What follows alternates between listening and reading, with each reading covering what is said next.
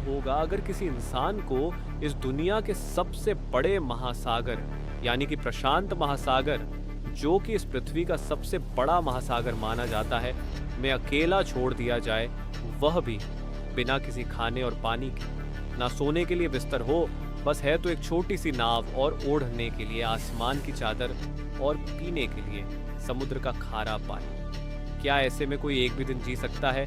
आज हम एक ऐसी ही कहानी के बारे में बात करने वाले हैं जो 2-4 दिन नहीं बल्कि 438 दिन तक जिंदा रहा। ये इंसान 1 साल से भी ज्यादा के समय तक समुद्र में बिना किसी सहारे के जीता रहा। थी तो बस एक उम्मीद। ये कहानी है जोस साल्वाडोर अल्वारेंगा की, जो समुद्र में 438 दिन गुजारने के बाद भी जिंदा बचे रहे, भूख से, अकेलेपन से, लेकिन वे जिंदा रहे। जोस साल्वाडोर अल्वारेंगा दशकों से मैक्सिको में शार्क पकड़ते आ रहे थे। वह आमतौर पर एक छोटी नाव और एक साथी लेकर प्रशांत महासागर में 2 से 3 दिन के लिए निकल जाते थे। शार्क पकड़ते थे और फिर उन्हें 50 सेंट प्रति पाउंड के हिसाब से बेचने के लिए वापस जमीन पर लौट आते थे। जोस अल्वारेंगा एक अनुभवी मछुआरा था जो कई वर्षों तक व्यावसायिक रूप से मछली पकड़ने के बाद समुद्र के तौर तरीकों से अच्छी तरह वाकिफ था।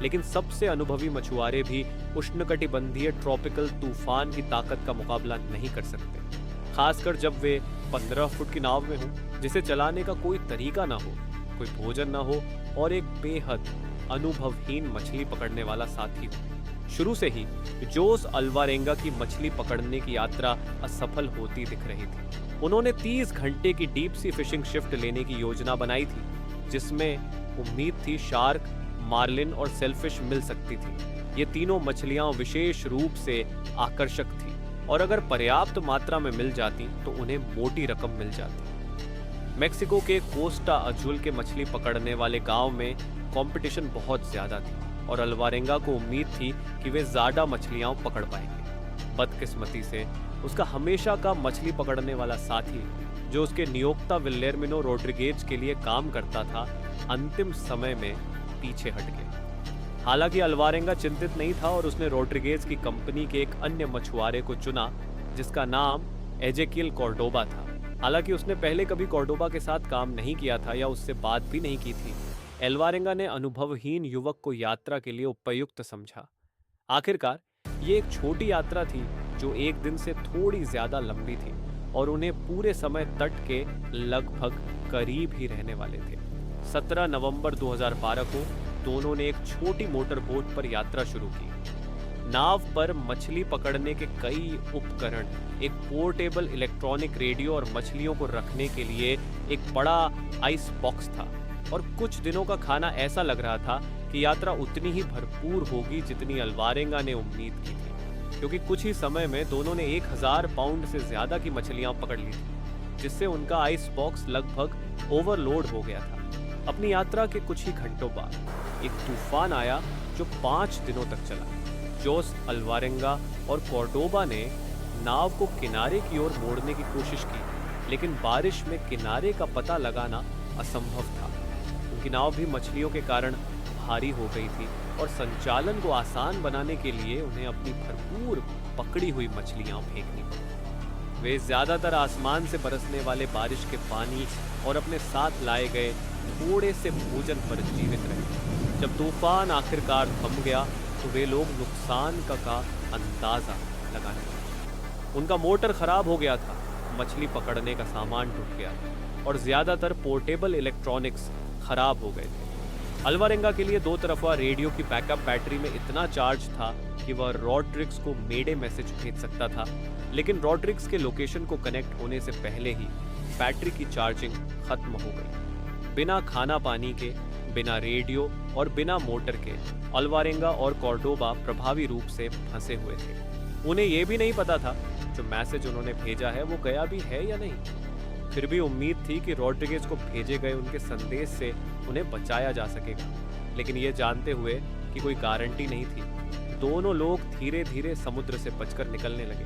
हालांकि कॉर्डोबा बेकार था, लेकिन एक अनुभवी मछुआरा होने के नाते जोस अल्वारेंगा अपने नंगे हाथों से मछलियां, कछुए, जेलीफिश और समुद्री पक्षी पकड़ने में सक्षम था। जब भी संभव होता वे बारिश का पानी इकट्ठा करते थे, लेकिन आम तौर पर कछुए के खून और अपने मूत्र के मिश्रण से हाइड्रेटेड रहते थे।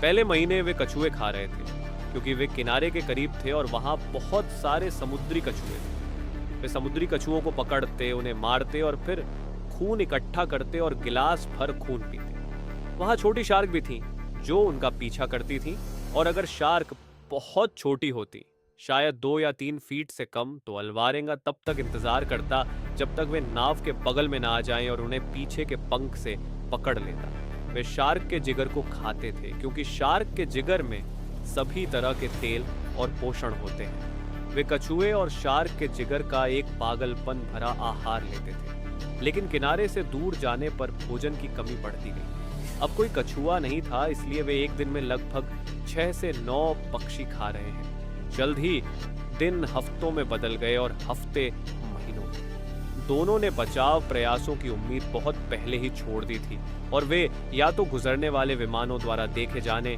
या शिपिंग लेन में बह जाने पर निर्भर थे। हालांकि नेविगेट करने का कोई तरीका न होने के कारण दुर्घटनावश भी देखे जाने की संभावना धुंधली होती जा रही थी। जोस साल्वाडोर अल्वारेंगा चांद के चरणों का चार्ट बनाकर खुद को व्यस्त रखने और समय का ध्यान रखने में सक्षम थे। पानी पर पले बढ़े और अपना अधिकांश जीवन समुद्र में बिताने के कारण उन्हें समुद्री भोजन, सूर्य और चंद्रमा पर निर्भरता और कठोर नमकीन हवा की आदत हो गई थी। हालांकि एजेकिल कॉर्डोबा ऐसा नहीं था। चौथे महीने तक कॉर्डोबा मानसिक और शारीरिक रूप से थक चुका था। उसका शरीर समुद्र में खोई हुई जिंदगी के प्रभावों को झेलने लगा था और वह कच्ची मछलियां, पक्षी और कछुए खाने से बीमार होने लगा था। बीमार होने के तुरंत बाद उसने खाना बंद कर दिया और अंततः भूख से मर गया। एजेकिल कॉर्डोबा की मौत के 6 दिन बाद तक जोस अल्वारेंगा ने उनके शरीर को बिना छुए ही छोड़ दिया। लगभग आधे साल में पहली बार अकेले छोड़े जाने पर उन्होंने आत्महत्या के बारे में सोचा। आखिरकार उन्होंने कॉर्डोबा के शरीर का निपटान किया और नए सिरे से विश्वास के साथ जीवित रहने के लिए खुद को प्रेरित किया। खैर, उनके पास कुछ माचिस, पीठ पर उनके कपड़े और एक तरह की छड़ी भी थी, इसलिए उन्होंने क्षितिज पर एक मालवाहक जहाज देखा। बाद में अल्वारेंगा ने कहा कि यह क्षितिज पर एक लेगो के टुकड़े जैसा लग रहा था और उन्होंने छड़ी से एक शर्ट बांधी और उसमें आग लगा दी। कुछ नहीं हुआ। उनके पास शेविंग के लिए एक आईना था जो बेसबॉल के आकार का था। उन्होंने उस छोटे से आईने से जहाज को संकेत देने की कोशिश की, लेकिन कुछ नहीं हुआ। और फिर उनके पास लगभग 1 सप्ताह तक बारिश नहीं हुई और वे प्यास से मर रहे थे। असल में समुद्र का पानी बहुत नमकीन होता है जो पिया नहीं जा सकता, जिसमें नमक की मात्रा बहुत ज्यादा होती है। अल्वारेंगा ने कहा कि उसकी जीभ इतनी बड़ी हो गई थी कि वह बोल भी नहीं सकता था, लेकिन वे बारिश के पानी से बच जाते हैं क्योंकि उन्हें समुद्र में पानी की बोतलें और एक खाली तेल का ड्रम तैरता हुआ मिलता था। इसलिए वे इन प्लास्टिक की बोतलों को इकट्ठा करना शुरू कर देते हैं। उनके पास 75 छोटी प्लास्टिक की बोतलें और 55 गैलन का तेल का ड्रम था। अब जब बारिश होती है तो वे पानी बचा सकते हैं और इससे सब कुछ बदल जाता है। 15वें चंद्र चक्र की गिनती करने और समुद्र में 400 से ज्यादा दिन बिताने के बाद अल्वारेंगा को आखिरकार वह मिल गया जिसका वह 1 साल से सपना देख रहा था, जमीन। उसकी छोटी सी टूटी फूटी नाव दक्षिण की ओर बहकर मार्शल द्वीप के एक सुदूर कोने में पहुंच गई थी। जहां से वह अपनी यात्रा पर निकला था वहां से लगभग 6000 मील दूर। अपनी नाव को छोड़कर किनारे की ओर तैरते हुए उसने एक छोटे से समुद्र तट के घर का दरवाजा खटखटाया। दंपति को उसकी कहानी पर यकीन नहीं हुआ और उन्होंने तुरंत अधिकारियों को सूचित किया। पुलिस इस कहानी से हैरान रह गई। उन्होंने मान लिया था कि जोस अल्वारेंगा 11 महीने पहले मर चुका है, लेकिन यहाँ वह जीवित था और अपनी स्थिति के हिसाब से आश्चर्यजनक रूप से स्वस्थ था।